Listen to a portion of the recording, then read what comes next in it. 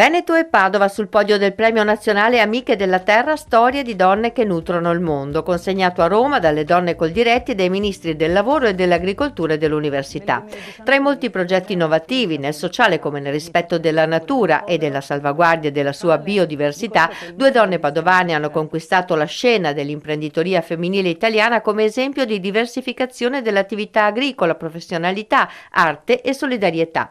Valentina Galesso, che nella sua tenuta va oltre di Bovolenta nel Padovano, si occupa di benessere e agricoltura sociale grazie alla coltivazione di lavanda e alla presenza di cavalli allevati in libertà. Questa azienda ha un agriturismo, che mi piace dire l'agriturismo del benessere, una fattoria didattica, una coltivazione di piante officinali fatta a forma di labirinto e un allevamento di cavalli che vivono in gestione naturale. E tutto questo è il mio sogno realizzato. Al suo fianco la testimonial di tanti progetti, da Adotta un bosco a Solo dal cuore fino al recente Coltiviamo il rispetto, e la cantante Chiara Luppi, padovana, artista e insegnante da tempo vicina alle agricoltrici venete e italiane, che dal palco di Palazzo Rospigliosi ha dato voce alla parità di genere.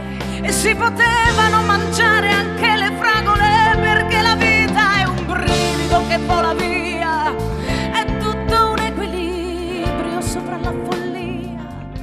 Il premio Amiche della Terra Storie di donne che nutrono il mondo è dedicato alle imprenditrici agricole che con determinazione e passione stanno portando avanti pratiche virtuose che combinano tradizione e innovazione con un forte impegno per la tutela dell'ambiente e non solo. Una comunità straordinaria con oltre 200.000 imprese rosa, pari al 30% delle aziende agricole italiane.